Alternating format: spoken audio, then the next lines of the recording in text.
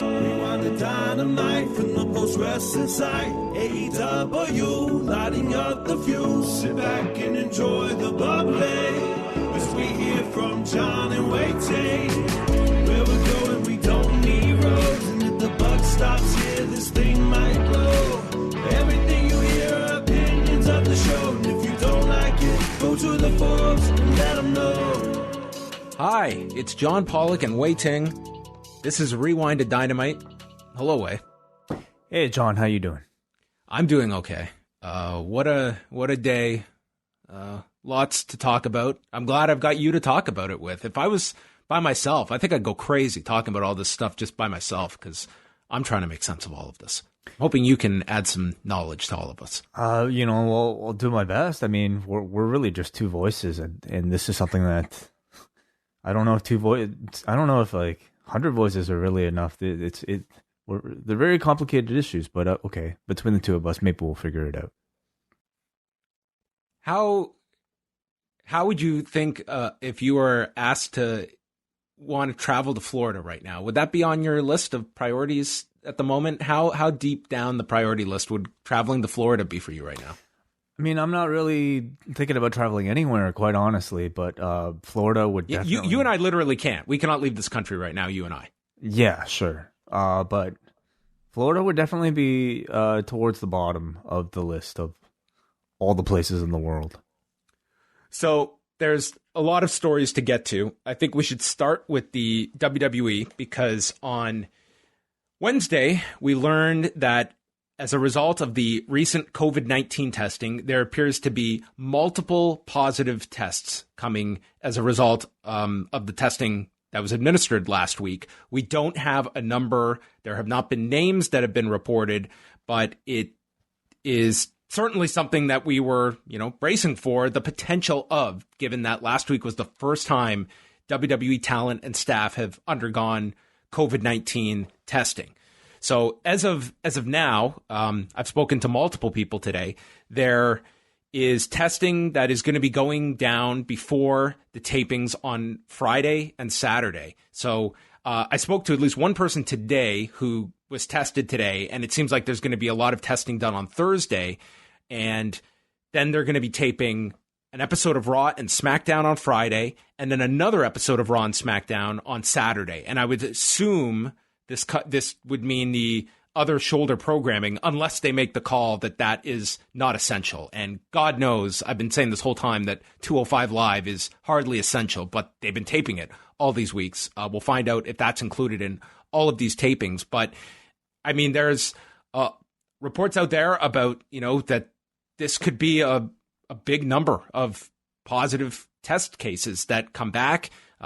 Obviously, this is going to have an enormous impact. And we also have these travel restrictions that are in place. Not so much travel restrictions, but we have New York, Connecticut, and New Jersey that are labeling certain states, including Florida, that if you travel there and come back, you have to quarantine for 14 days. So that throws another wrench into all of these plans for talent and staff that are based in those parts of the country, which Connecticut, there's quite a lot.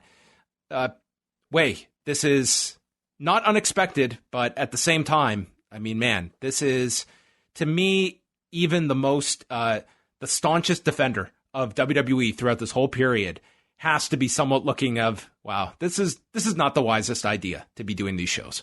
This is starting to we're starting to really hit the wall here when it comes to sanity in this whole thought process.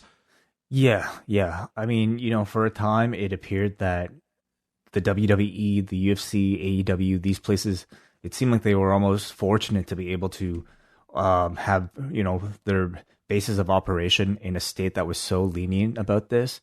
But now it's certainly caught up, I would say, especially in WWE's case. I think a lot of people, remember when they initially had those people in the crowd and you and I on that episode were like, oh, for sure they must be testing now. They have to be testing. You and I were so certain.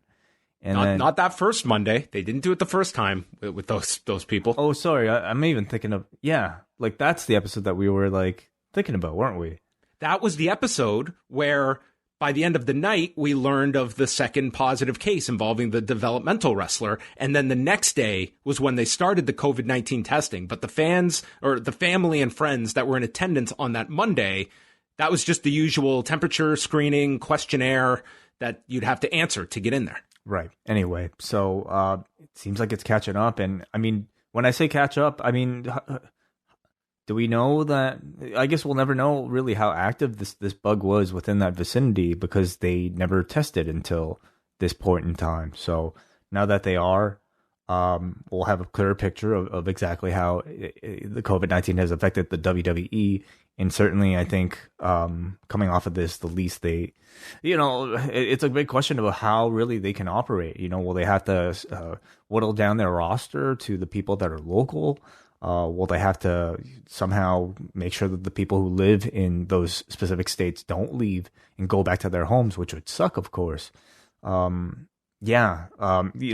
think about all the precautions all these leagues are taking, even the UFC, for all we talk about that with them.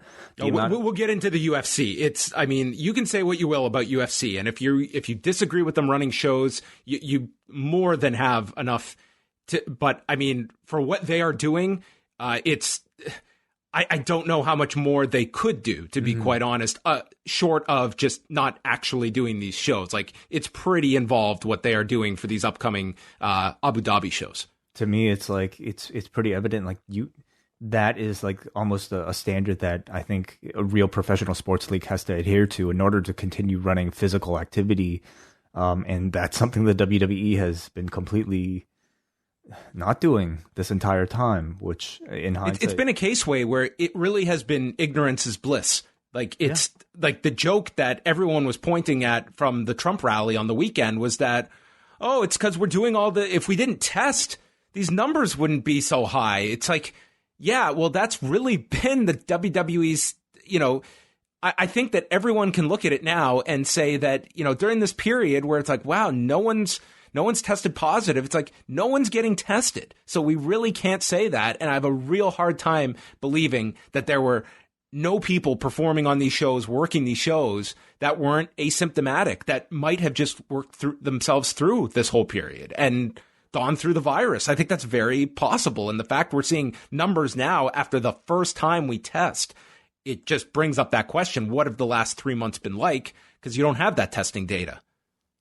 No, we don't. Yeah. But, even beyond that, Florida right now seems to be a hotbed for coronavirus cases. Over 36,000 new cases in the U.S., 5,500 in Florida on Wednesday, which is their new single day total. 5,500 on Wednesday. Like even considering something like that, the idea that a week ago, John, we were talking about the fact that face masks were something that are things that are discouraged at a TV taping. To me, that seems so ludicrous. It seems like we're way past the point of even having that sort of conversation. They even tonight at AEW, you really get the sense that AEW believes that since they're doing their testing, that it means everyone's clean, that everyone's safe, and how masks are not mandatory for those that are the spectators in the crowd, for those that are all around. It's masks to me. It really hurts my head when I see these arguments and what the mask has become a symbol of, and this argument over. It's absolute lunacy, absolute fucking lunacy.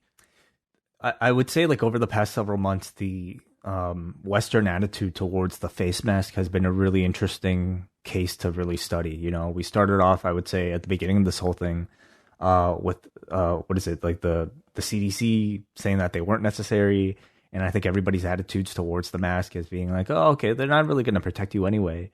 But then as the weeks progress, everything changes. We start to change, or at least a lot of us change our attitudes towards them, realizing that wearing the mask isn't necessarily to just protect ourselves, but it is to protect everybody else around us.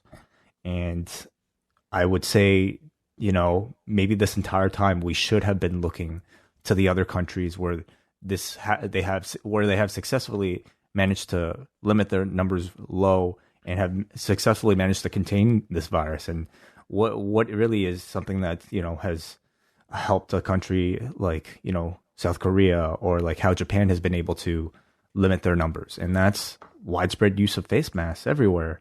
So the fact that this thing is even up for debate right now, and the fact that it's even somehow some sort of like bigger topic about freedom, fuck off. Get the fuck out of here. It's like, I literally like got into an argument with a guy on the street last week for wearing my mask. I'm like, dude, like, you're out of your goddamn mind. Like, I don't understand this. I like literally stopped because I was like, no, I would like to engage in this conversation because I really want to see what is between your ears here that gets you to that viewpoint. I'm really curious. Yeah.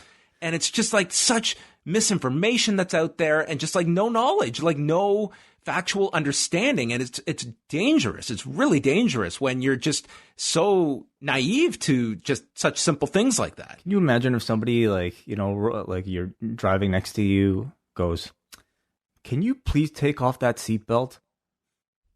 You wearing that seatbelt is offensive." The government is restricting you. That's what the government trying to tell you. It's imposing on your freedom to fly through this windshield.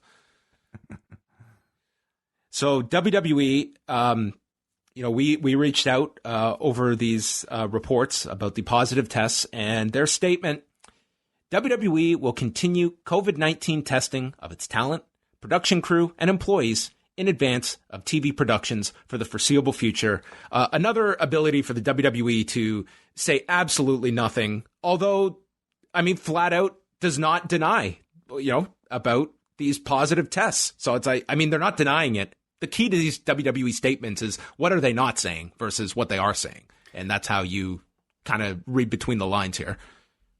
So did they say that they're going to be testing for the foreseeable future? Does that mean every taping? That's what it sounds like, yes. Yeah. For the foreseeable future. So until Vince McMahon decides that the coronavirus is done and it's over. And with this type of testing, it is the type of testing that they will require all their talents to be there one day ahead of time. Well, I think that I was told by one person that people were being told that they would have to be there on to get there early to have this testing done. So it would sound like most have to be there probably Thursday morning, I'm guessing, to be able to get this testing done. And then they would be taping, because they're doing Raw and SmackDown on Friday. I would imagine that they would do SmackDown. Well, I guess it'll depend on if any tests are delayed like the last time, they can play with time a little bit, but SmackDown, they have to get that episode done for that evening. I guess worst case, they could go live. I guess that's an option, but as of last week, it was going to be live to tape. Yeah. So going forward, I imagine more changes to that taping schedule, perhaps in the future. And we shall see if any other talents decide to join Kevin Owens and Sami Zayn and Roman Reigns and not. I can't believe that there wouldn't be more at this point. That this is okay. Florida is a disaster, just period, and much less doing this where. I mean, this company has hardly gone to the ends of the earth. I mean, Paul Levesque's magic spray is not exactly holding up to scrutiny this week. The magic spray, yes. Remember Hunter's magical spray? The magic spray, yeah. I don't, who knows? Maybe it has some effect, but certainly I don't hear much talk about other leagues using it, or other anything. Yeah. But, okay.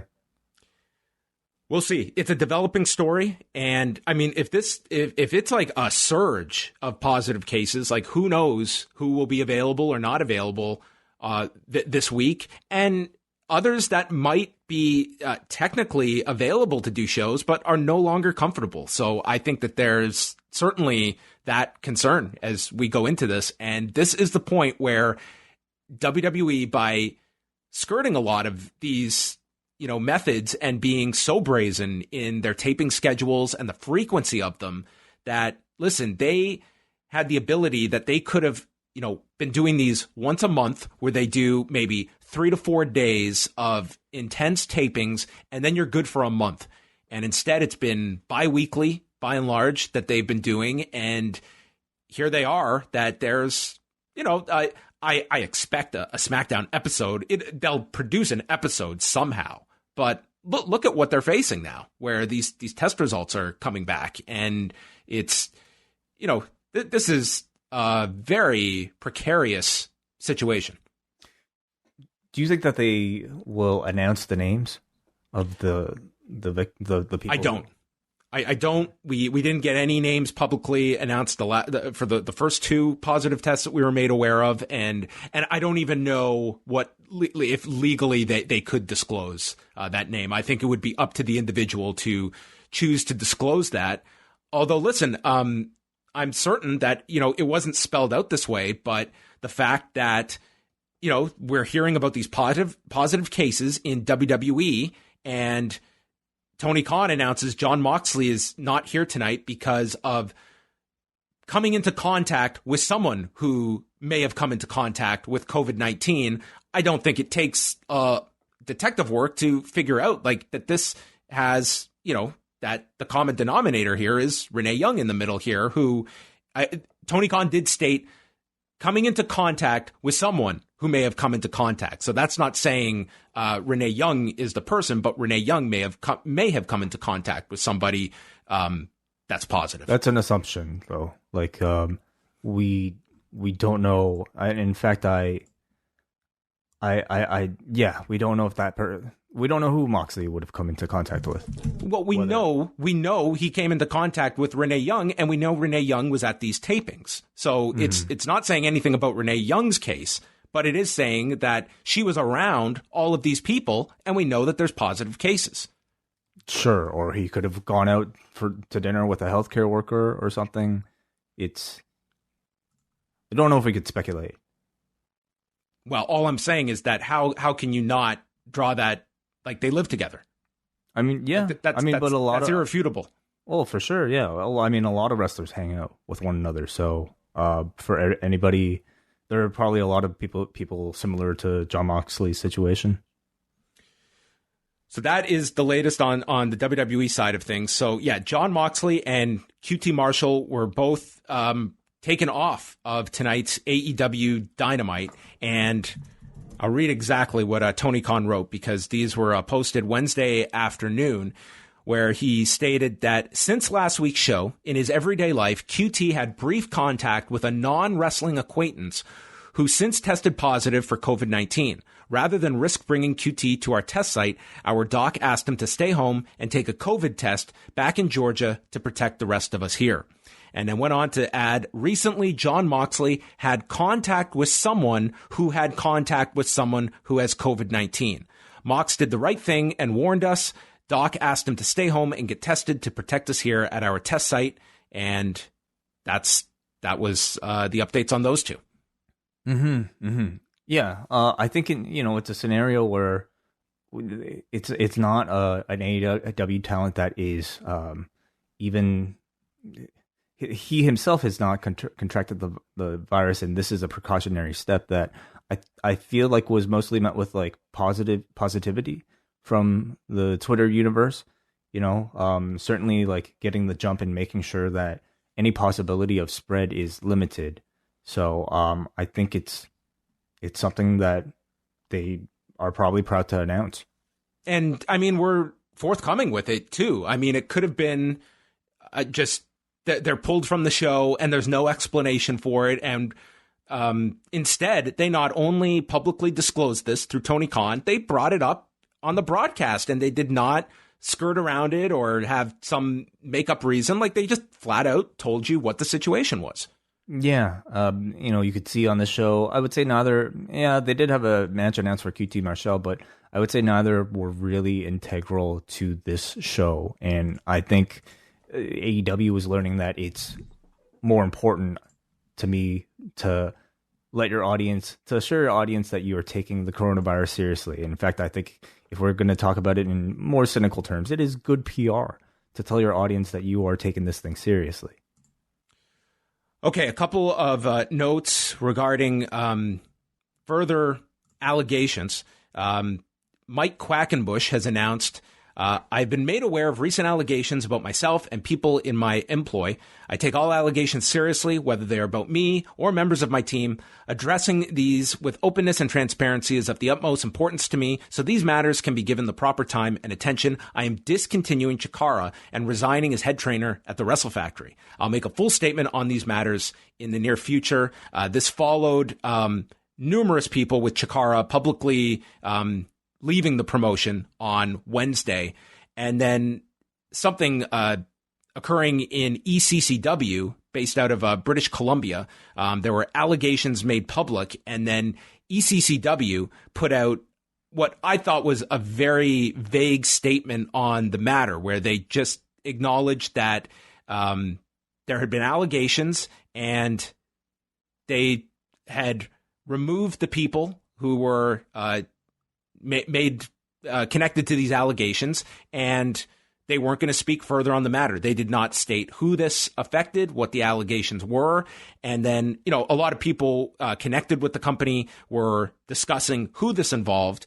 And I reached out to the person, and it was ECCW's now former co-owner, Jeff Duncan, who told our site that he's no longer involved with ECCW. He says, while I deny the allegations, I understand this course of action is best for the company. And this, look, a lot of people based out of that scene have spoken about this, and a lot have announced that they will no longer work for ECCW, including their champion, Travis Williams, but others like Randy Myers, Lisa Hall, Eli Surge, Elliot Tyler. A lot of people connected to that company are saying they will not work there any longer. So this add those two companies to the list of those that impacted by allegations. And I guess just any kind of thoughts since we have spoken on Monday, Way, things that have maybe caught your eye, or just some thoughts since we kind of tackled this on Monday as well. This is all continuing to be very, very fluid, and more allegations coming out at different levels.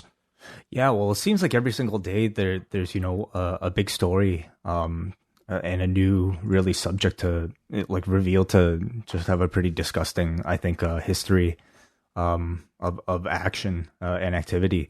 So certainly this was a big story. Marty Scurll himself issued a number of responses about his allegations, which have certainly been, I think, met with varying levels of critique. And also David Lagana has issued responses as well. Yes, Marty Scurll has put out several statements talking about a sexual encounter with a 16-year-old at the time, and he is stating he was not aware of her age at the time, and there's been a lot of discussion about that. Ring of Honor has not stated anything publicly in regards to Marty Scurll, so we will await what they have to state. David Lagana is denying the sexual assault claim that Liz Savage made back last week, and with that, a lot has been focused on past allegations involving David Lagana that were outlined in Matthew Randazzo's book, Ring of Hell. And while David Lagana did send us a statement about the recent allegation, I have done a follow-up asking him to address those allegations as well surrounding his time in WWE. So, I mean, we could spend this entire show going through all the allegations that are out there. That's just a handful of them. And it's been a pretty daunting couple of days when it comes to all of these. And I don't know if this is going to just be the tip of the iceberg, and if there's going to be a lot more. Each day is presenting itself with more and more of these allegations. Yeah. It feels like all that David Starr stuff. That was a week ago. That we talked about David Starr, and then really it took foot the next day on Thursday. Yeah, honestly, it's been an incredible week, and again, I would say a very transformative week, and a week of, I think, great exhibitions of courage from people that have come out with these incredibly difficult stories, opening themselves up to a good amount of criticism and harassment on the other way. I mean, it's been the truth hopefully will eventually come out. But to at least open up the discussion, I think right now is, so what we can all, I think, hopefully, number one, learn something from, and number two, to take out the trash, honestly, from like this business which I think anybody listening to this really hopefully wants to see, succeed and become better coming out of all this. And this is just hopefully just a period of growth that can really change this whole thing for the better. Yeah, I think that there need to be enormous changes, and I don't know where.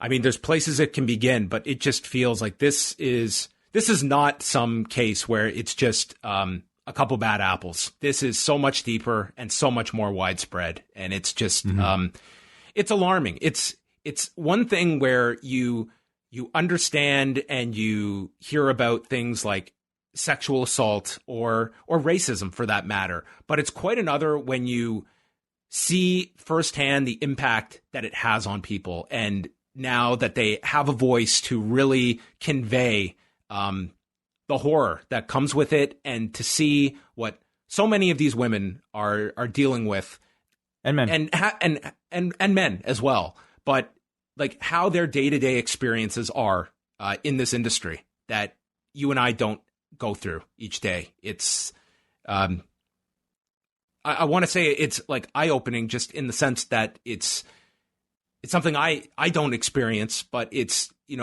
coming from a perspective that I'll never be able to fully understand, but I'm trying to. Certainly, I would say we all probably understand it a bit more today than we did a week ago. And that in itself, regardless of, I think, a lot of whatever, if any outcomes concrete might come out of this whole thing, I would say like the past week has been incredibly educational, or in an empathetic sense, for at least some of us to be able to hear some of these stories. And so hopefully that in itself is able to provide some change. Final things here. We mentioned the UFC. So this is the procedure that they will be putting the fighters through ahead of these cards in Abu Dhabi. So first of all, they're sending the fighters to different anchor cities. This will include, based on where you live in the world, you'll either be sent to Las Vegas, to Sao Paulo, Brazil, London, England, or Moscow, Russia. And there you will undergo your first COVID-19 testing and then be quarantined. Then you'll take a flight and go to Abu Dhabi. There you will get your second COVID-19 testing while at the airport. Then you will be taken to the hotel, and this is in their bubble that they're creating on Yas Island. From there, you will be quarantined in a room until your test results come back. From there, it's COVID-19 test number 3 at the hotel, followed by another quarantine period until you get those tests back. Then you will be allowed certain abilities to visit on the island with some of the attractions they have. But again, you're in this bubble. Then there will be a pre-event COVID-19 test. You will then go through with your fight. From there, you will have another COVID-19 test. That's number 5 after the fight, before you leave the island and then leave by airplane. 5 COVID-19 tests you will undergo across all the different locations. Oh, wow. That's with quarantine periods. I mean, you cannot, this is pretty thorough when it comes to this. Nothing is risk averse, but this is significantly more than what they had been doing for previous fights. Like, this is pretty intense. That's more than people working in hospitals, which, I think it should be applauded, honestly. Like, if you're going to take the risk of like putting these people into professional sports, and just think of the cost associated. Like, this is not cheap by any stretch. Just going to Abu Dhabi, much less the testing, when you're multiplying all the fighters. Like, you're looking at roughly 12 fights per card. It's 4 cards times 5 tests. Yeah, these seem to me the actions of a professional company. So there you go. And the last thing here, Raw on Monday night, 1,922,000 viewers, very similar to the week prior, second week in a row that they topped 1.9 million. They did a 0.53, same number in the demo. And I guess what was interesting was the 12 to 34 demos, because males were up 30% this week. Females were down 32%. They were the biggest fluctuations from last week. However, even though the female category was down 32%, that audience was consistent for hour 1, hour 2, hour 3. And that never happens in any of the demos. They always drop by, numerous percentage points, but they were even from hour 1 to hour 3. So that was kind of interesting. But in terms of the audience way, week 2, since the creative shakeup, and they do top 1.9 million viewers. Do you take that as a success? I think so. I think you have to, right? Anything that seems to stop the bleeding at this point, I think should be treated as such.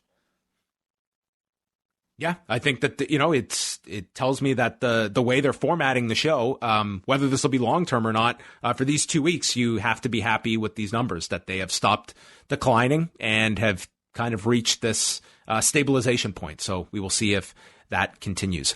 All of the news is up at postwrestling.com. A very, very lengthy news update from Wednesday, including some really interesting information about DVR viewership, if you're curious about the difference between DVR viewership for total Bellas versus the UFC. It's quite the stark difference.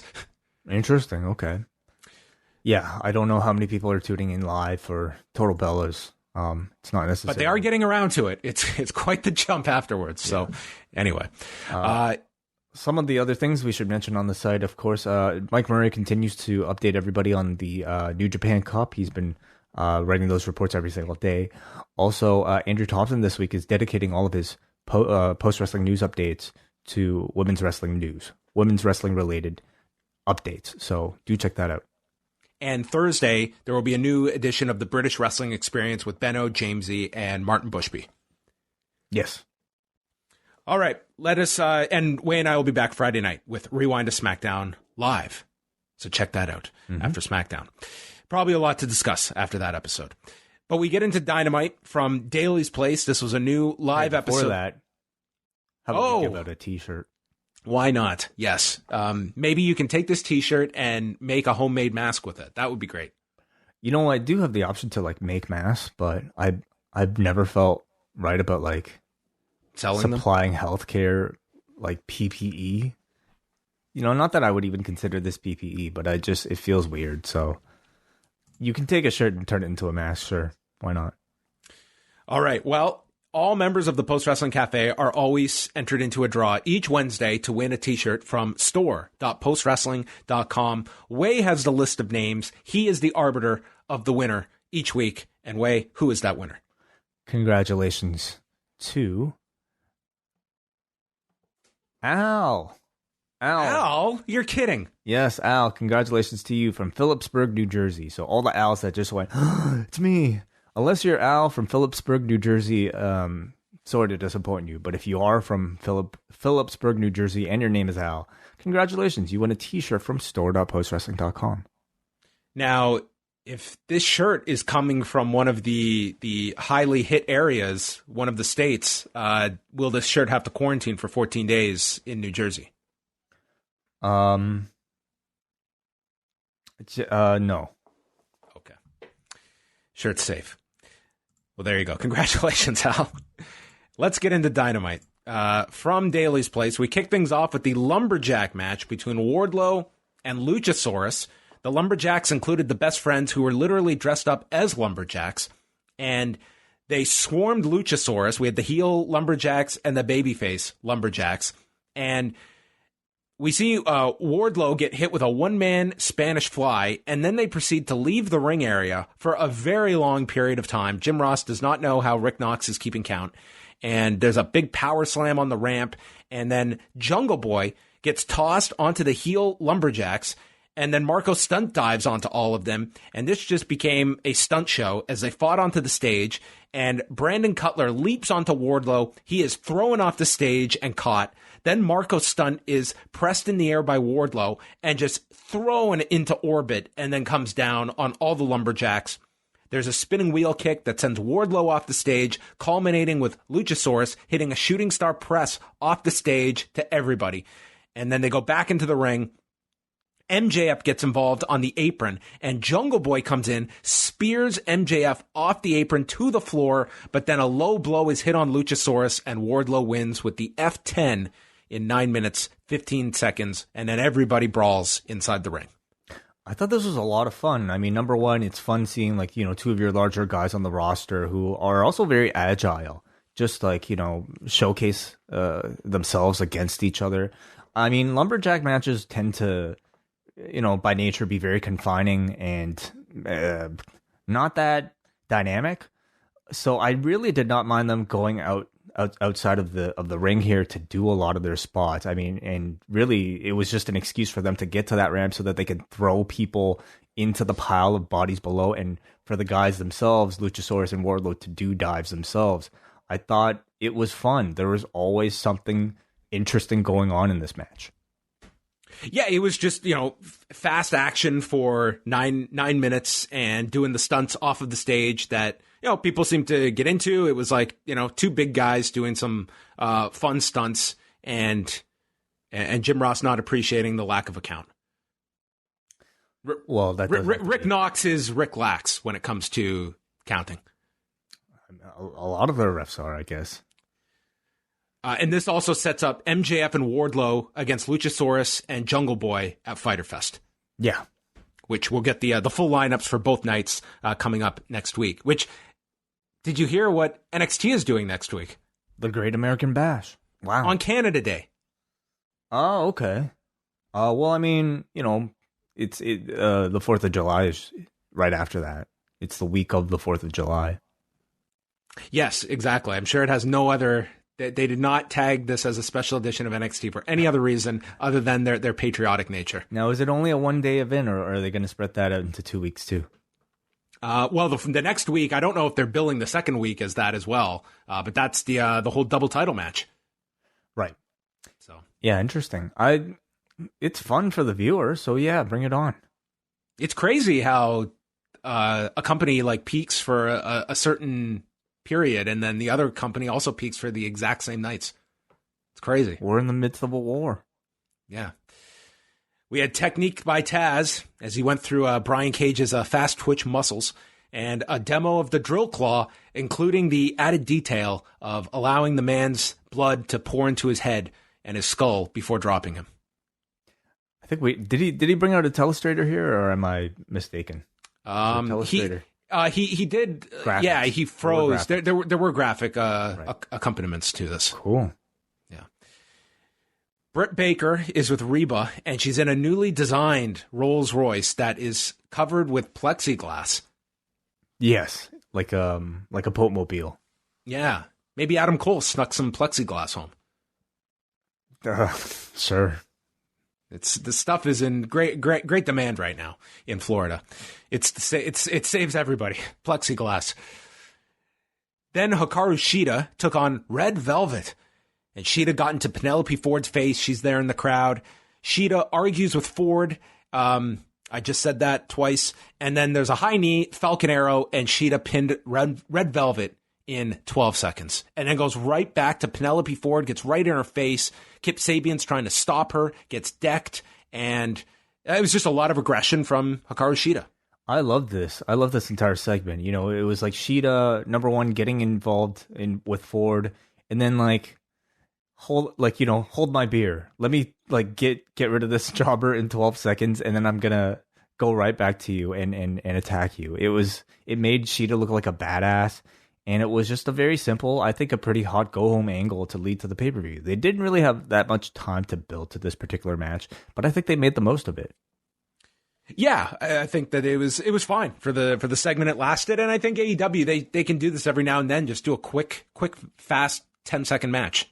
Yeah, I mean, something unexpected. That whole Kenny Omega, Alan Angels match. I mean, that was a point of debate way back when, a long time ago. The fact that it was a Kenny match against a jobber that really went maybe longer than some people felt. Me personally, I felt like it should have, but a lot of people feeling like they liked the match and therefore it didn't matter. I mean, I see the argument. Didn't need that for this. This was like, I'm sure the match with Sheeta and Red Velvet could have been really good, but I think it was more important to make Sheeta look like a total badass here. And it worked. Then we had highlights of the Cody Jake Hager press conference, which Jake Hager is late for. Yeah. Is that that's a trope now, isn't it? I guess so. Yeah. It's but they went ahead here. They didn't wait for they didn't just stay on live TV while they waited for someone to show up. So we had for our media members, Liz Hunter and Matt Brock from PWI, which older fans will recognize as two of the fictitious writers from PWI.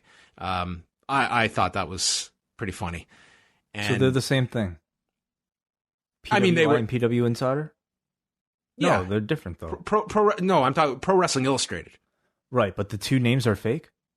They were aliases that were written in they weren't real people. Right, but one of them works for PW Insider. No, sorry, did I say PW Insider? I think so. Oh well, PWI, Pro Wrestling Illustrated, the magazine, the physical magazine. Right. So Arn does a whole answer about how he thought the timing wasn't right, but then he saw how angry Cody was and thinks he's ready. And then Cody is asked what this title means, and he does this very deep speech about hope, including Ricky Starks last week, who had $3.64 to his name and left Dynamite with a job last week. I don't like meta wrestling. I don't like cosplay wrestling. I like professional wrestling, which I don't know what cosplay wrestling means within the context of a pro wrestling program. Cosplay wrestling. Well, he says that this title... Kaiju Big Battle. Okay, sure. He says this title led us through the fog during the pandemic and notes it's an incomplete title. It's not finished yet. And then Haggar and wife Catalina appear, and they have a face-off. They pose for the cameras, and then he puts his fist on Cody's cheek, and then... the big moment, Catalina tosses water onto Cody ahead of this match. I mean, that feels like a trope, too. They checked off all the boxes here. Yeah. Hager just needs to steal his title, I think. But I like this a lot. A sports-like presentation. I mean, that really has been the promise since before AEW was even a thing, or at least before they debuted their first show was sports-like presentation. And I maybe depending on the week, depending on the storyline, they might have kind of tampered with that. But this was absolutely sports-like presentation. I really like this thing. And more importantly, it just allowed somebody like Arn Anderson the space to cut great promos and allowed Cody to give a very passionate speech. I liked how he mentioned, or at least reminded the audience again, that this was an incomplete title. And despite the title being incomplete, it still means a great deal to him because of what it represents. He's looking at this as like the company, like almost like a representation of, this company's very difficult time, and really, I guess by extension, the world's very difficult time. So he makes that belt, despite it, I think, being universally panned as a really ugly belt, feel special. I mean, I was waiting for him to explain, like, this tattoo is not finished yet. It's not complete. I'm still working on it. So yes. It's going to have a much bigger final artistic representation. See, my question is, what is the holdup with this? Like apparently like extra silver or gold plating? That's like, come on, it's been like a month and a half, hasn't it? Well, they're maybe it's like some special gold that is from Canada, and the borders, like, they just can't ship it right now. Canadian gold. Should have just given it to like Evil Uno. You could have brought it over. You telling me like in the whole of this continent, there's not a metal shop that's open right now? Probably not. Way too risky. Okay. I mean, they're in Florida. By the looks of things, it seems like everything's open. So I don't know what the holdup is. Jenelle and Sonny kiss. We got another one of their videos here. Very well shot. These are like, this is like right out of like a drama on TNT. They like stop at the gas station, and Jenelle goes inside to pick up stuff while these guys approach Sonny kiss, and leads to this big elaborate fight scene with Jenelle running out, and they're fighting in slow motion. I love these. You know, I don't know what reason brought these two together, why they're teaming, but I almost don't really care because I like the pairing so much. They just look so cool. Yeah, I think these are really well done, and it's given Jenelle and Sonny Kiss something on TV, and led to what the announcer said was Sonny Kiss's first match on Dynamite. Is that true? I feel like she's had a match on definitely in a battle royal. Maybe not an official match. It's difficult for me to recall like an actual either a singles or even a tag match, because what tag match would he have been involved in? I don't know. So it's Brody Lee and Colt Cabana against Joey Janela and Sonny Kiss, and Lee and Kiss begin and worked well here with Lee like as this base for Sonny Kiss to showcase a lot of offensive maneuvers. They did a heart attack onto Colt Cabana and then double teamed him with a Boston Crab leg drop combination. And we went to break after one of the Dark Order members nailed Kiss with an enziguri. And as we went to picture-in-picture, on TSN, picture-in-picture was a black screen. Seemed like they were having inconsistent picture-in-picture all... Did we even get one? Maybe we got one picture-in-picture in Canada, but like they would often throw to picture-in-picture and we would just get regular commercials. So maybe a bit of miscommunication this week. Yeah, I didn't know what the issue was here. So we come back. Kiss hits a 450 onto Cabana. Brody makes the save. Then the Dark Order saves Cabana. Kiss leaps onto both of them on the floor. Lee takes out Sonny Kiss with a super kick. And then Janela dives and looks like he's going for this tornado DDT to Lee, but instead just crashed into the guardrail. He's sent back in, discus lariat by Lee, and allows Colt Cabana to pin Janela at 9:06. And then after the match, Lance Archer jumps Sonny Kiss, and Janela whips a chair at Archer. He no-sells it, and Jake has to restrain Lance Archer. I thought they managed to achieve a whole lot here in this match. Number one, I thought it was a really fun match.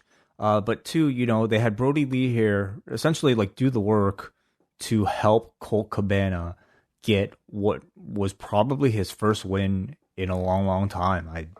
I guess, you know, he's been kind of doing this like losing streak thing since that tournament. I don't even know if he got a win before that. So, you know, you had Colt here almost like play sort of like the naive guy, not realizing that, you know, there was a lot of outside interference that contributed to him getting his win. And he just looked so happy to be like on the winning side of a match for once. So I thought there was some good storytelling there. I thought Cabana played sort of that naive character really well. And it's an intriguing storyline.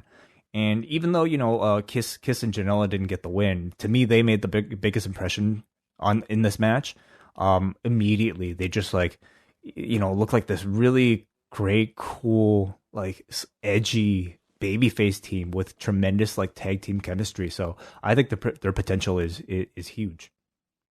I'm way more interested in Janela and Kiss right now of these two stories. Like to me, the Brody Lee Dark Order stuff, it just, to me, I feel very similar, like the whole Monday Night Messiah thing. Like it's just not clicking with me. But Janelle and Kiss, I thought, you know, there was some sloppiness in this, but I think that those two, like with these videos and stuff, like I think there's something there for sure. Mm-hmm. That's different from anything else that's, you know, on Dynamite right now. Mm-hmm. Sean Spears beat Pineapple Pete with the loaded glove on AEW Dark. They dedicated time to this, but there's really no follow-up other than just, you know, listening to Wai Ting last week on this podcast and said, you know what? The ticker isn't enough. Wai wants footage of Dark. Let's give him some fucking footage.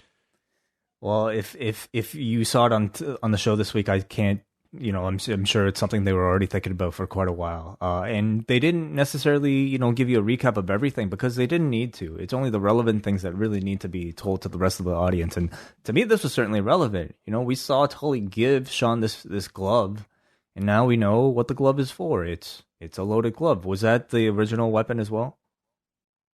I mean, this is just the standard like loaded glove, and yeah, okay, that's about it. Yeah, I'm a little surprised that they just did this on Dark, considering I thought it was something that was going to be treated with a bit more importance, and it still could be, but you would figure they would debut it on Dynamite. Next was Daniels and Kazarian against FTR. Ali had a sign in the front row, "I miss my QT." And Ross puts over FTR because they used a tag rope. Other teams don't even know what it is or how to use it. And they explain the legitimate reason why QT Marshall is not here tonight. And Jim Ross gives a PSA about the virus. It does not discriminate. It's nonpartisan. And wear your mask is what Jim Ross tells everybody. Yeah, I think it shows a level of respect for your audience to just like talk about it rather than to try to hide it. I understand like WWE's philosophy is not to want to remind people of all the stuff that's going on in the world, but I mean, I actually end up thinking about it even more when it's like, kind of just hidden like that. And ultimately, I think, especially if you're an announcer and really just as a company, you want to give the impression that you're being as open and honest and genuine with your presentation as you can, in my opinion, and that means being upfront about things like this. To a point. I mean, we didn't get Matt Hardy's taking on Santana tonight. Santana's taking the spot of Sammy Guevara, who is not here tonight. You're right. I mean, yes. There are lengths. There are lengths and limitations. Well, listen, like I said, I think, there are companies that are out there right now that realize being safe and, talking and being upfront about how the lengths you're going to take precautions against COVID-19, that in itself is a way of like earning goodwill. It's good PR. Mentioning that you have somebody on your roster who is currently suspended because he made a terrible comment about rape several years ago on a podcast, and Jimmy Havoc was not there either, of course. No, that does not bring you any sort of good PR. So I can understand. Given the fact that this is the show that acknowledges what's going on in the world, did you expect them at all to touch upon any of the speaking out stuff, like just in a general sense in any way? I certainly thought about it, at the very least, maybe something like opening, like a graphic, something simple with like the hashtag just to acknowledge it. So, the fact that they didn't, I'm not necessarily disappointed by, but I think it would have been a really nice gesture to just acknowledge, hey, this is like the biggest thing in our industry right now. And to applaud the people that have come out. Yeah, I don't know how you do it in like a tactful way that's that just is that you work into. Yeah, maybe it's something right off the top of the show where it's Brandy or it's several of the women, because I think the message should come from them less than your male announce team. But it was something I thought today. It wasn't something I was necessarily expecting, but obviously if there was going to be a show tonight that addressed it, it would be this one. It's still obviously a very hot button topic right now, and I really feel like it's changing by the day, and that we could be talking about a new set of allegations. Almost for sure, we'll be talking about a new set of allegations tomorrow, and they could very well feature people that work across any sort of promotion, including AEW. Yeah, and to that point, like it might not have been received well coming from a company where, I mean, people could look at it, that this did not, these allegations did not, it affected people on, or I shouldn't say affected, but there were people on their roster that it involved. So maybe people would not take it as a genuine message, especially so close to those allegations coming out with Jimmy Havoc. And, I did not believe that anyone, had to say something about it, but it was something I thought of today, if they would address it or not. So back to the tag match. The four of them get into this big shoving match. We come back from break. Dax does the slingshot suplex and then puts up the four fingers. So it's something they're certainly dangling there about, just these little Easter eggs that they're throwing with the four fingers that we've seen, Cody make reference to, we saw here. There's certainly those hints. I find it really interesting. And I mean, if the potential here is for some sort of like new generation of four horsemen, I'm certainly intrigued, and little hints like this, I think, are a great way of like building up that tease. Daniels gets this inside cradle, but Paul Turner is dealing with Kazarian. So Cash Wheeler comes in to try and turn it back over. Kazarian ends up hitting the Tamikaze, or later the Unprettier. Wheeler comes back, catapults Daniels. They hit the Vegematic onto Daniels, and he kicks out, which they say he was able to kick out from due to grit. A lot of grit going around this industry right now. I mean, did grit exist before 2020? It's made a huge comeback in 2020. Yeah. Huge. Wow. Yeah. And a big amount of it is on the sidelines now with a torn tricep. So there was a lot of free available grit in Florida. Daniels got a piece of it. There's a lot of grit. Grit is lit. Daniels countered a superplex in midair, which looked super cool on Dax. And then finally they catch Daniels with the Goodnight Express, 12 minutes, 39 seconds. I thought this was a great match. Yeah, really, really solid. And another excellent showcase for FTR, who are really delivering on the promise of like bringing back solid old school wrestling. Like these guys, you can give these guys 14 minutes every week, and you have so many teams to work with. Kazarian and Daniels, it's always solid, good work. But they, like, especially Kazarian, I thought this was like a great performance from him. This was just a super fun tag match. I really enjoyed this. Yeah, they fit in so well with, I think, what Cody was talking about sort of, I guess, the non-cosplay wrestling. So much so that, like, those Four Horsemen teases, you can already picture these guys in a stable together, like, representing this old school style. Definitely. FTR does a promo, said they weren't a welcome addition here to the AEW roster. We don't have athletic backgrounds that you like Jim Ross, but we are the baddest. And they address all the different teams, but say the Young Bucks are at the top of the list. And you've graduated from the kiddie table to eat with the grown-ups, and you've bit off more than you can chew. This was a really great promo from Dax Harwood.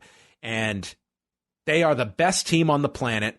When Butcher and the Blade appear, and they're in FTR's truck, and Blade has a pipe, and I'm just thinking, oh my God, we are going to get another vehicle destroyed. This has to be a record for this month. Don't bring nice cars to wrestling shows. No, guys, take an Uber or that Rolls Royce, let's be honest, that thing's getting shattered. Oh, without a doubt. I mean, it's already got trash thrown into it this week. So, yeah, only bring rentals and make sure you get the insurance. So, Blade sets up this challenge, and it was supposed to be this big reveal. Unfortunately, the cue was missed here because Pentagon and Phoenix are in the ring either way too early or they cut to them before they should have, because it certainly, like, you saw them before Blade, and Blade is kind of caught up here and has to just get the challenge out to make this 8-man tag challenge for Fyter Fest, which ultimately happens and is accepted after FTR and the Lucha Brothers start fighting, and Phoenix and Pentagon hit the foot stomp package pile driver combo. The Bucks run down as the Lucha Brothers leave with Butcher and the Blade in this pickup truck. And I just am watching this, and I could not imagine these four hanging out together, the Painters and the Lucha Brothers, in this pickup truck going down the highway in Florida together. But that is our 8-man tag that we will get in 2 weeks' time. Young Bucks and FTR teaming against Butcher, Blade, and the Lucha Brothers. And this was our first our return of Pentagon. Hasn't been here since March. Phoenix too. Phoenix, we got that 1 week, remember, where he did Dark, and he was on once. Yeah. But I'm really happy to see both of these guys back. That said, I did kind of feel like I expected their return to be a little bit bigger than this, but at the same time, it's like this card is already pretty full, and like your main storylines right now, involve FTR, involve the Bucks. They even involve the Butcher and the Blade. So I think you're just maybe at the point where you have to try to squeeze Penta and Phoenix in somehow before you actually get to a story. It also begs the question of when we might see Pac return and those guys reuniting. But I'm really happy to see it. I think the match is going to be a lot of fun. It's going to be awesome. And I hope we get to see a ride along of the ensuing car ride between Butcher and the Blade and Penta and Phoenix. Yeah. So, Jim Ross, we had this video preview for the tag title match with Omega and Page against the Best Friends, and this featured interviews with Jim Ross, with Taz, with Shivani. It started off like very comedic. Talk about Omega and Page's drinking and best friends and their propensity for hugging and how it gives them strength. And then you had like the analysts that are like breaking this down seriously. And Omega talks about how their chemistry came natural and they had the greatest tag match in history. And by the end, this turned into serious promos that the four were cutting on each other for the match. Yep. Nice, simple. That was it. Then we had a tape promo from Moxley previewing the Brian Cage match. And it was supposed to be John Moxley in action this week with Taz on commentary. So instead, it was Brian Cage having a match with Taz on commentary. And they talk about, let's get this guy's name out there so that he can hear his name on national TV. This is Joe Cruz. And Excalibur slides it in at the end that it is John Cruz. So he did get his name by the end of it. He got murdered with a powerbomb from the ramp into the ring and the drill claw in a minute 23. Quick. And Britt Baker offered free dental service for John Cruz after this match. Well, that's wonderful. That's nice. Quick squash. Brian Cage looked impressive. I mean, I imagine if Moxley were to be on the show, it would have probably been a similar squash type of match, maybe even a bit of a longer match. But I definitely think you can make the argument that this might have ended up even better because Cage could use a big win like this, a big squash win like this heading into his title match coming up. So yeah, I thought this was fine. Yeah. Providing Moxley can travel. True. Yeah. I mean, it is worth noting his is in so next week they'll be taping on Wednesday and Thursday. So it would be Thursday that they would be taping this match. Okay. So he gets a bit longer, but it is also like secondhand exposure. And I don't know necessarily like if that is still I expected 14-day quarantine. Well, I mean, they were saying he was going to get tested, right? Did they? I missed that. Let me pull up the exact comment because I mean, if it's a case of like getting tested, it's like you don't assume, but you never know. But the incubation period is still, different. Still, but is it even up to the 14 days? Yeah, it said Doc asked him to stay home and get tested. So, okay. I mean, he does have to get tested. I expect he'll, provided everything is fine. I think they're probably quite confident he'll be there. Taz came into the ring, mocks Moxley for not being here, and then says, there he is, as he points to the camera. He's behind the lens.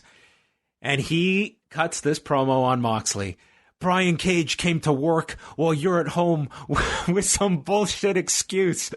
I was like waiting for Taz to just cut a promo on COVID-19. He says his championship is in grave danger. You will be done. Cage is unsafe. Can you stop the path of Cage? I'm always down for angry Taz. Oh man, I'm honestly like amazed. Obviously, I think we all know how good he was. I'm quite amazed that he like still has every bit of that ECW Taz within him. Like after years of doing commentary for WWE, like Joey Numbers, like podcasts, can he still get angry? Can he still get mean? And he definitely still can. So intensity is just all the way up. I mean, yeah, this to me doesn't necessarily feel like it's the hottest program on the show. Much like, Moxley's other title program last month against Brody Lee, it really did feel like it is second from perhaps, more of the, I would even say like Cody's program at this point. But it having Taz a part of this act has definitely elevated it greatly. Okay, we have news. Oh, okay. All right. From Renee Young. Man, what a few days. My show gets canceled and I get COVID. Wear your masks and wash your hands. Stay safe, everyone. God, okay, there you go. And that would almost certainly mean John Moxley would have had direct exposure. Yes, I would think that this would definitely put that into doubt, what we were just talking about for next week, and that's really not even a concern. So not even secondhand. We're talking about firsthand. This would be direct. Yeah, unless, I mean, they were somehow separated throughout this period. Yeah, I guess there is always that possibility that if Renee had been staying in Florida, it's worth noting that could be a possibility. Okay, so big news, honestly, like probably the biggest news to come out of at least this story today is the fact that we have our first like on-air talent that under WWE's employment that was named. Yeah, and I again, it was her disclosing this, so I think it's certainly going to be a case where it will be left to, if someone tests positive, it will be left to them if they want to disclose that publicly or not. And now we have to ask questions about contact tracing and how good the WWE can perform a task like that. Yeah, I would say think of all the people she would have come into contact with at the tapings. I mean, everyone there, like it's a very small number that's there, but they're all interacting, and she has a position where, I mean, she's sharing a microphone with people. Mm-hmm. So, hopefully she recovers fully from this, and that's the only publicly disclosed one in WWE right now. So getting back to this, we went backstage and Brody Lee was with Colt Cabana. Colt says it felt good to win, and Lee issues out a challenge to SCU. Cabana's a bit reluctant, but he's going to go along because Brody Lee has led him to the path of victory. And they laid out the cards for Fyter Fest. So next week on the show, we're going to get MJF and Wardlow against Jurassic Express of Jungle Boy and Luchasaurus. Private Party with Matt Hardy in their corner against Ortiz and Santana. Hikaru Sheeta versus Penelope Ford for the women's title. Cody versus Jake Hager for the TNT title. And Kenny Omega, Hangman Page versus Best Friends for the tag titles. The following week, July 8th, it's Joey Janela versus Lance Archer. Nyla Rose in action and has a big surprise. SCU against Brody Lee, Colt Cabana, and Stu Grayson. Jericho, Orange Cassidy. Bucks and FTR against Butcher, Blade, and the Lucha Bros, and Jon Moxley versus Brian Cage for the AEW title. I think these are really solid looking shows. And, the task, I would say with these shows, they are certainly going to be lesser than your Revolution or all Out and all that stuff. But this feels definitely like it's a big TV show. And I would say even something that I would have gladly, stayed up on a Saturday to watch, just, and I would look forward to watching for maybe even 2 nights. It is, I think, a really good B-level pay-per-view that they're, putting on TV. I do too. And I hope that they experiment with this more. I think you can do this a few times a year. I wouldn't overdo it, but I think that this is something you can do every now and then. And obviously that's going to be contingent on how much of an increase you get in your audience after promoting 2 episodes for a month. Mm-hmm. So those will be interesting ones. Britt Baker she's been in her Rolls Royce the whole match, and she's sending up messages to Tony, and Big Swole appears, and Baker is pretending she can't hear her because of the plexiglass. So Swole goes to leave, but then appears over top of Baker and dumps trash on top of her. And then, in maybe the funniest scene I've seen on a wrestling show in a long time, and God knows this week we needed something funny, Reba tries to chase off Big Swole and get her to stop by the use of a leaf blower. She had this leaf blower on and was trying to send. Why would she Big have a leaf Swole blower? I have no idea, but this was I thought this was the funniest visual I've seen on a wrestling show. It was hysterical. Oh, how she had a leaf blower.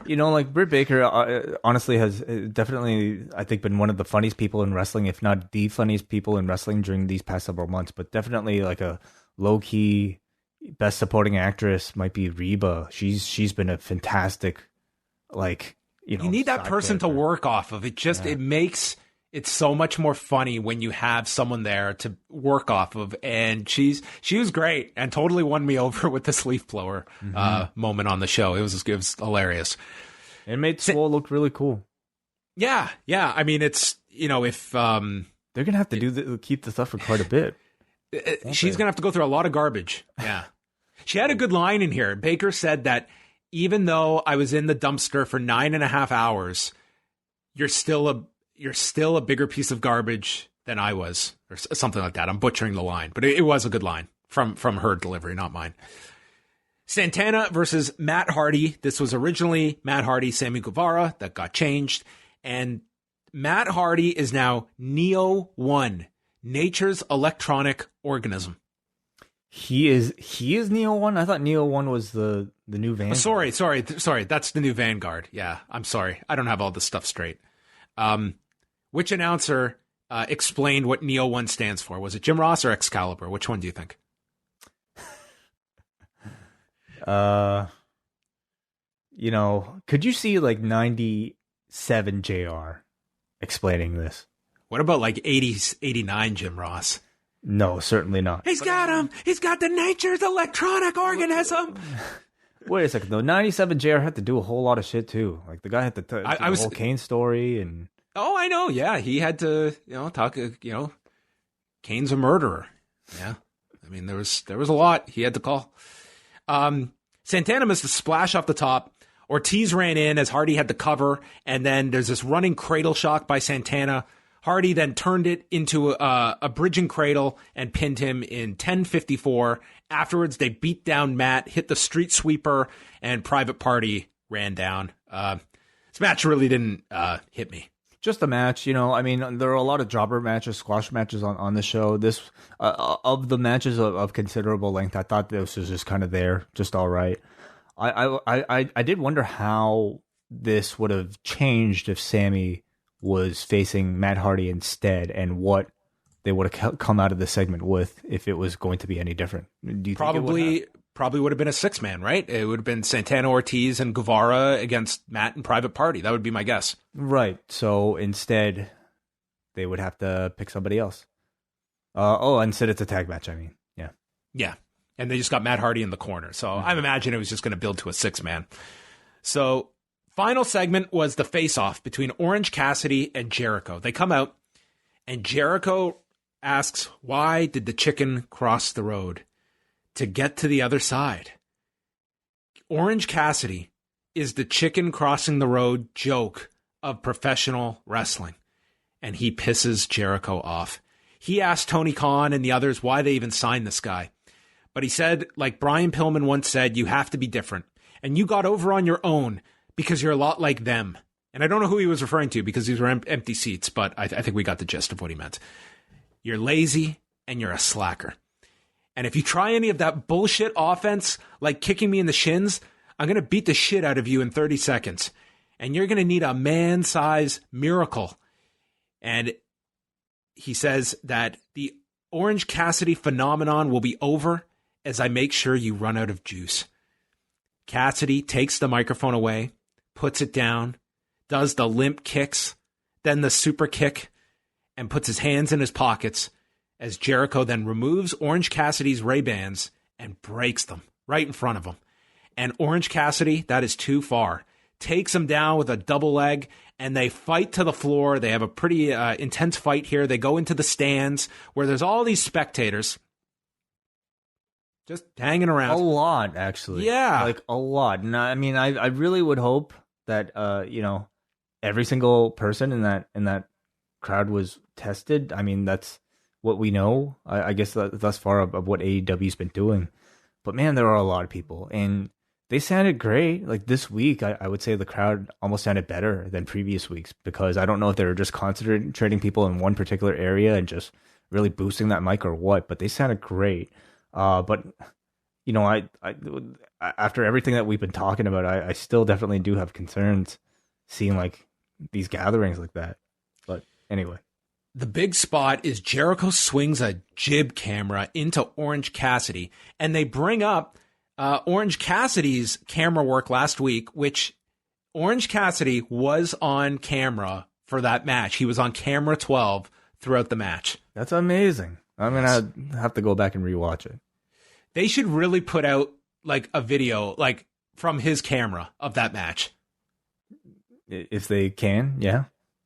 I mean, it's just take his footage. At this point, Cassidy is bleeding from the right ear, and not a tiny amount either. Like, it's dripping. and he runs down the stairs. Superman punches Jericho off this production box, and Jericho goes through the table. Cassidy puts his shirt on, and there's blood dripping all over the shirt from his ear. And that's how the show ends. So that did not look any fun, this ear injury that he got. The cut, yeah. But, I mean, visually, it added. It did. Yep. I thought this was a great go-home angle. I love the way Jericho started it out, kind of like very different, very mysterious. Why did the chicken cross the road? Why did the chicken cross the road? And then talking about, using it as a way to talk about how tired of a joke Orange Cassidy is. And I think the big question, when they were advertising this face-to-face with Orange Cassidy was, how are you going to do one of these go-home talking segments with a guy who never talks? And I thought they did a great job. This played out almost like a silent film once Orange Cassidy took control. He didn't say a word, got right into the kicks. You had Jericho respond with his own nonverbal attack by breaking those glasses. And you got right into the action with the babyface coming out on top. Like, it worked really well. And especially, for better or worse, having this, crowd there really kind of fill in that silence for Orange Cassidy spots. They were really necessary in that sense. But overall, the product, I thought it came out really well. I really enjoyed the segment. Really good. I mean, this is one of those matches. I hate to even bring it up for just the exact reasons. Like, we talk about, having these people here, but then at the same time, we also talk about the atmosphere of these shows. Like, obviously this match, tailor-made to take place in front of a crowd, but I'm still looking forward to it and what they do. Like, I think ratings-wise, I think this will be a big hit in 2 weeks' time. I think so too. I mean, I think it's, it's been part of their playbook, really, to build up to a big match and then to reap the rewards when that match happens. I think that's pro wrestling, and I think it always works. So I would expect good results for AEW next week.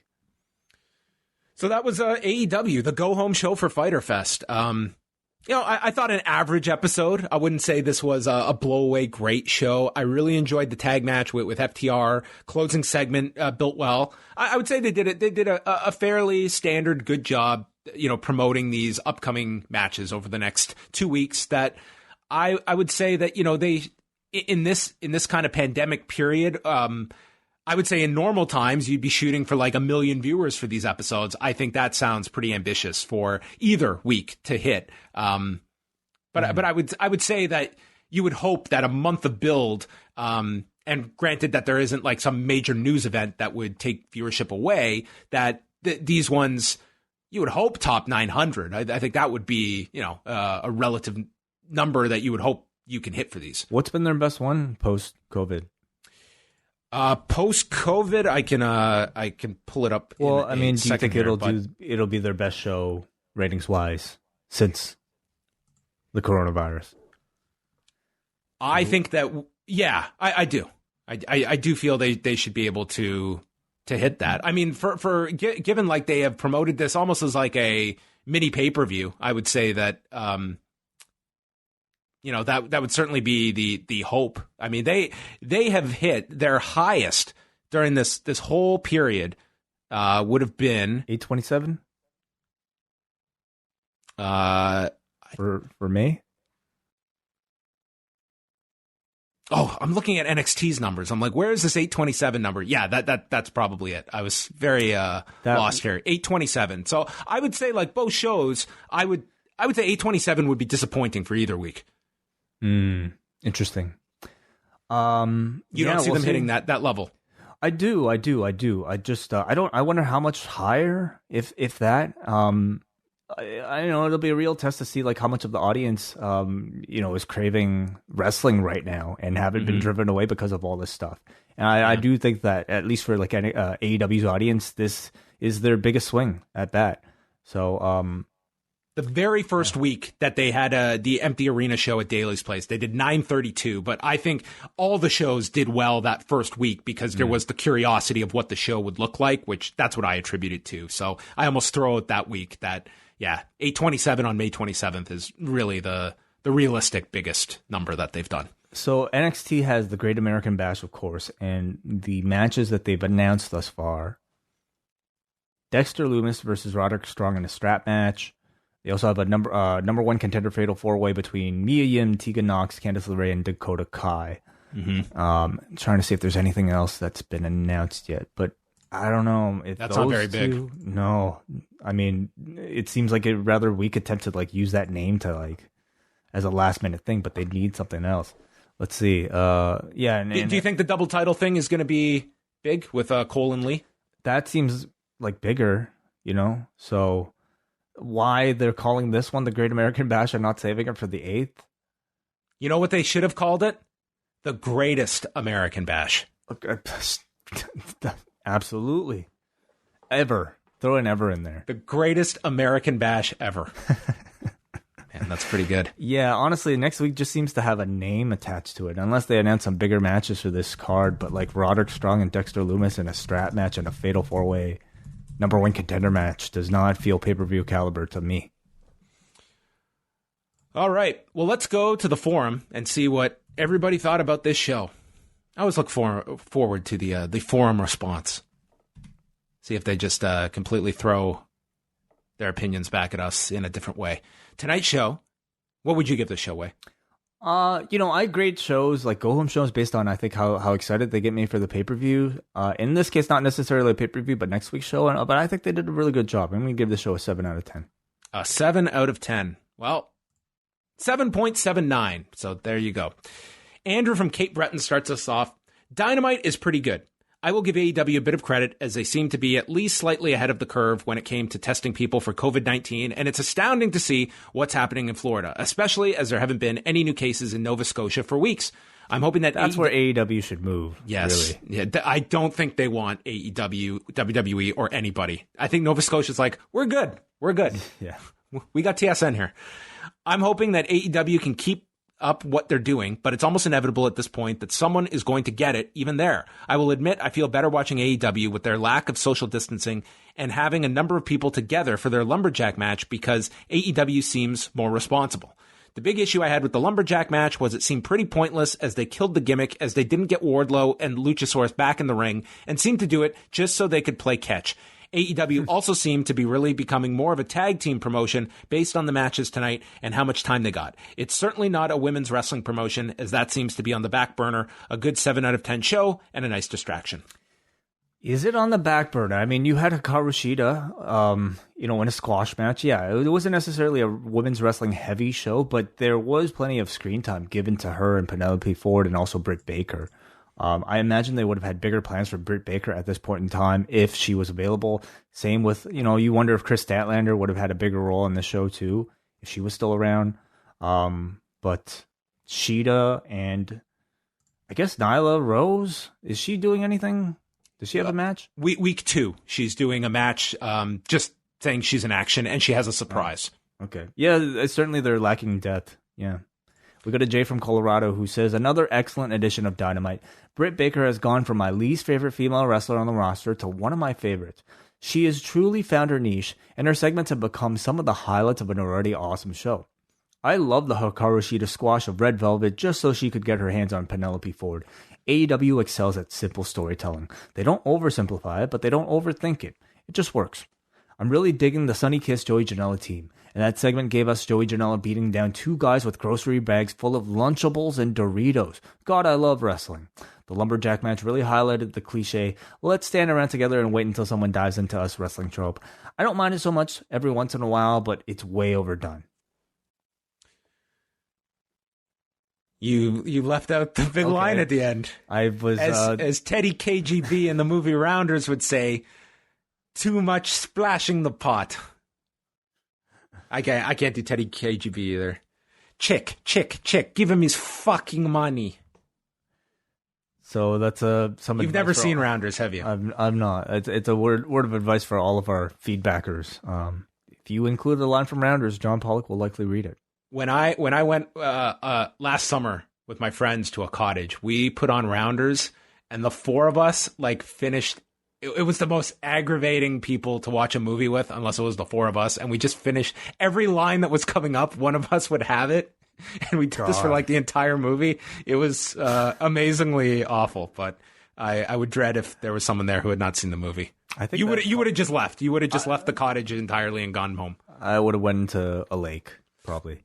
I think that calls for a commentary track with you and these four friends. Okay, maybe. Yeah, we can talk about that whenever I can hang out with these people again. Kenny writes, another totally entertaining episode of Dynamite. I have never been as wrong about a performer as I was about Orange Cassidy. I thought his act would die on TV, and now I can't wait to see him face off against Jericho. Fyter Fest looks like it's going to be an awesome show, although I do wonder how they'll have enough time for everything they have booked. 6 pay-per-view level matches on a 2-hour show with commercials seems like a lofty goal. I thought SCU FTR was one of the best matches of the quarantine era. Even though it was clear FTR was going to win, I totally bought some of SCU's near falls, and I thought both teams looked great. Did Taz really call COVID-19 a BS excuse to stay home? I've heard some heelish things in my life, but my gosh, I do have to wonder if Mox was exposed the day before the match and not 2 weeks in advance, if he still would be staying home. Well, obviously this is before we had the knowledge of how direct this was affecting Moxley. Finally, am I crazy, or did Cody say he was going to defend the TNT title every single week? That didn't last very long. He did say that. It made no sense to do one this week. Like, why? No, yeah. This was building to next week's match. So, I mean, yeah, he did say he was going to do it every week. I mean, I don't know. Didn't seem like he's not going to do it the week after, like on the 8th either, because he'll have already defended it against Haggar. So yep. I guess take the promises like that with a grain of salt, and I think we could forgive it in these circumstances. Okay, so maybe let's just talk a bit more about like Jon Moxley. He's scheduled to be in that 8th show. If he cannot perform, delay the match. How much does that hurt the card? I mean, they've done such a good job with Jericho versus Orange Cassidy. You could very well headline with that one. And again, it's a TV show. And if need be, you do have that. If you have to fill something, you could do another Cody match if you so choose against a mystery person. Yeah, you can. I mean, I imagine they would want to feature Brian Cage against somebody. So maybe could be anybody. There's a million things you can do. It's not life and death if they can't do that match on July 8th. I don't think that's any kind of big thing to worry about. We got a Noah from Vaughn who says, good go-home show for AEW tonight. I really like the FTR match especially. I thought Sonny Kiss and Joey Janela looked great together, and I love the video package before their match. They got a great dynamic and should fit in well in the tag division. 7.5 out of 10. Question for you guys. What do you think would be a successful viewership number for Fyter Fest? Well, we kind of had that conversation, but... 900 would be a success, I would say. In this current... I wouldn't have said that under normal circumstances for something built up like this, but right now, 900 would be a success. Yeah. Matthew from Vancouver. That was a tremendous episode of Dynamite. I love the big fight presentation of the press conference. My vote for most improved performer this year might have to go to Jake Hager. His character work these past months has been excellent. FTR versus SCU was a great tag match. Matt Hardy continues to prove he still has a few years left in the tank.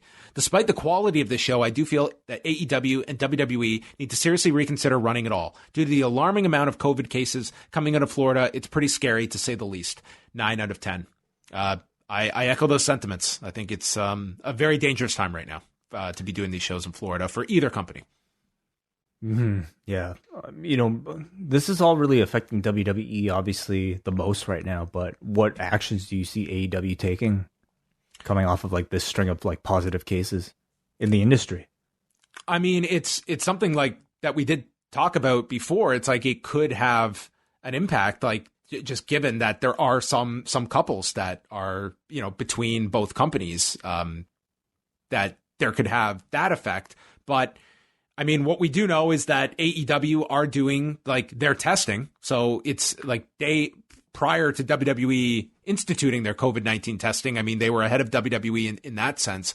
I think unless there is some kind of outbreak that affects AEW talent and staff directly, I think they're going to keep going with this, but I think it would be wise for both companies to be like next week. They have next week, they're taping Wednesday and Thursday. That's 2 weeks of TV. I would say, like, if you could squeeze in another one, I would do it. I would be trying to bulk tape wherever possible and to limit the amount of travel. Like, it's a lot of travel that they've been doing, even at a reduced schedule, like both sides. Mm-hmm. Mm-hmm. All right, we go to finally from Raymond from Sacramento, who says, a few months ago I mentioned AEW not being afraid to shy away from mentioning the ongoing pandemic. Tonight there were at least 2 instances where the announcers, Excalibur specifically, mentioned that QT and John Moxley were not around because of contact with people that came in contact with the virus and were staying away as a precaution. I applaud AEW of not acting like they don't exist in the real world and continued to be transparent on the subject. And then he says, sorry, I just saw that Renee Young has COVID-19. That sucks, and explains a few things too. All right. Thank you, everybody, for your feedback here on the forum. So that will bring an end to the show. We're going to be back. Again, the British Wrestling Experience, they're going to have probably a very thorough discussion of all the speaking out, the entire movement on Thursday's show with Martin Bushby, Jamesy, and Benno. I'm looking forward to hearing their thoughts on all of this stuff. And then Wai and I will be back 10:15 p.m. Eastern Time, live for all patrons after SmackDown on Friday night. We'll talk about all the latest as it relates to WWE. They are set as of now to tape on Friday and Saturday. So we will see what the fallout of this news is that is breaking as we speak. So thanks to everybody for tuning in. Wai, I know before the show started, you said you wanted to have the final word, so it's all yours. Did not say that.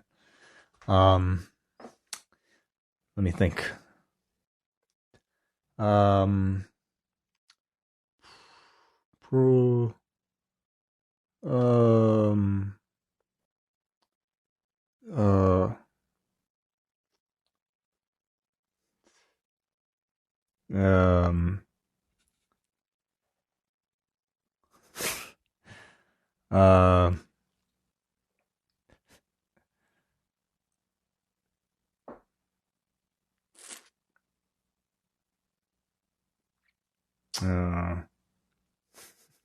You can do it.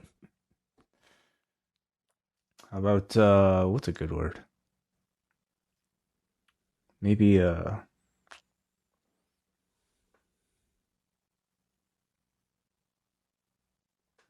hair. Good night.